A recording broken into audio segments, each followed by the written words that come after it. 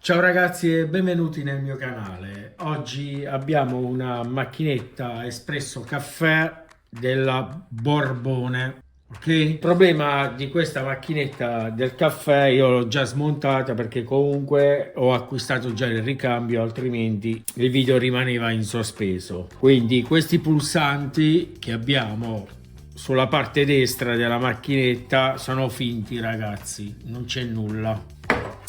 Mentre sull'altro lato abbiamo dei pulsanti, uno di accensione, verde accensione, l'altro arancione. Il sistema funziona così: quando diamo alimentazione accendiamo e passa alimentazione, automaticamente si accende la spia arancione, che significa riscaldamento resistenza della macchinetta. Quando la resistenza arriva a temperatura che ha scaldato l'acqua, si spegne la luce arancione. Nel momento che l'acqua è fredda e la temperatura si è abbassata, si riaccende e inizia di nuovo il riscaldamento. Quando si spegne significa che la temperatura è arrivata ed è pronto per erogare un caffè. Il problema di questa macchinetta è che accendendo non si accende, quindi non subentra il riscaldo della resistenza. Andiamo nella scala degli ohm, andando a testare i due capi della resistenza abbiamo 83.7 ohm, quindi la resistenza non è interrotta. Quindi il primo test è la resistenza. Una volta che abbiamo verificato che la resistenza è integra e funzionante, questo qua, ragazzi, si smonta, si svitano queste viti qua e dall'altro lato abbiamo altre viti, altri dadi, quindi si solleva e si sgancia.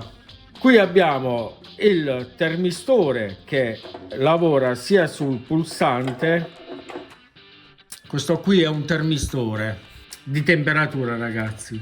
Sotto, dove c'è il foro, c'è un altro resistore che sarebbe l'accensione di questa luce gialla che inizia il riscaldamento ed è quella che ora non accende. Il termistore che è collegato è questo qui, ragazzi, è un 95 gradi ed è un termistore che si avvita, come potete vedere è filettato, si avvita qui dentro in questo foro, ok? E il problema è questo termistore qui, era interrotto perché i termistori devono dare nella scala della continuità, deve bippare quando tocco, quindi deve passare l'alimentazione. Una volta che arriva a temperatura, il sensore legge la temperatura e stacca la fase, quindi non permette più la fase di passare alla resistenza, e quindi la resistenza si raffredda. Nel momento che lui diventa di nuovo freddo si riattiva automaticamente, e io qui non avevo continuità, ora invece ho continuità. Al multimetro ho 000 perché ho una continuità, perché nello smontare evidentemente si è riattivato, quindi non è guasto del tutto ma è difettoso. Quindi nel momento che lui stacca, anche se si raffredda, non si ricollega, quindi è difettoso, perché poi dovrebbe ridare continuità per far passare la corrente, invece no, si blocca. Ora si è sbloccato nello smontare. Dopo lo andiamo a verificare con un alimentatore da banco e una lampadina, lo riscaldiamo e proviamo a vedere se il difetto persiste. Comunque è da sostituire. Io ho già acquistato un altro, questo è quello guasto e questo è quello nuovo, ragazzi. Ora li andiamo a montare il nuovo, montiamo il tutto e vediamo se tutto va bene, e poi con quello guasto facciamo una simulazione su banco. Allora, ragazzi, il termistore bisogna mettere un po' di pasta termica. Abbiamo preso la pasta termica e se ne mette un po', non tanto, poco.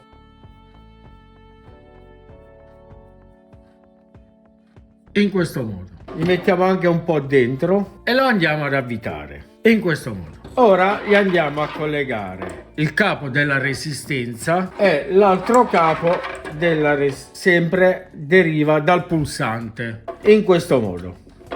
l'altro è il neutro della resistenza, ma glielo mettiamo dopo, ragazzi. Ora incastriamo il tutto. Ora ci rimane da stringere e c'è il cavo di massa a terra che va collegato qui, ragazzi. Montiamo questa vite e il cavo di massa a terra glielo mettiamo in questo modo. Ora con una chiave andiamo a stringere senza esagerare. Stesso discorso dall'altro lato. Ora gli mettiamo il neutro, ragazzi, sulla resistenza, fase e neutro. Ora possiamo richiudere il circuito, ok? Poi, ragazzi, abbiamo la maniglia per smontare il laterale, si toglie e si riavvita. Poi si inserisce la base con il tubicino laterale, ragazzi. Questo tubicino va nella vaschetta. Abbiamo montato il tutto provvisorio, le ho messo io l'acqua e gli ho messo questo secchio qua. Bene, ragazzi, prima della prova mi raccomando, iscrivetevi al canale e cliccate sulla campanellina in modo che quando pubblico un video vi arriva la notifica, e se questo video vi è piaciuto mettete anche un mi piace, che è importante anche far crescere questo canale, ragazzi.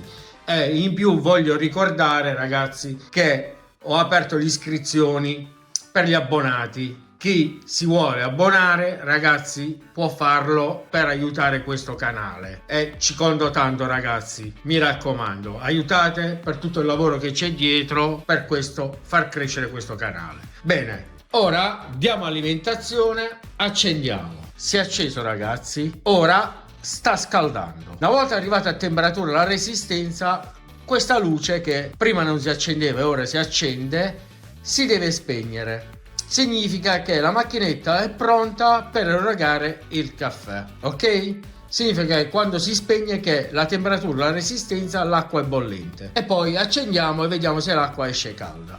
Dovremmo vedere del vapore, ragazzi. Ok, ragazzi, si è spenta, significa che è arrivata in temperatura. Ora, pigiando sempre lo stesso pulsante che si è spento, eroga il caffè. Vedete il vapore? Si nota?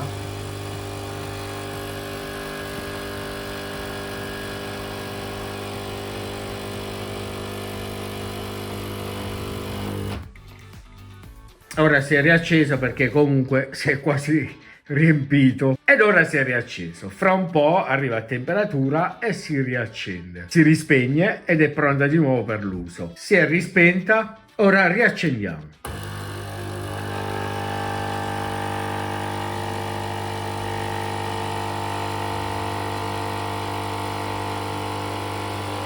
Bene, ragazzi, la macchinetta del caffè l'abbiamo riparata.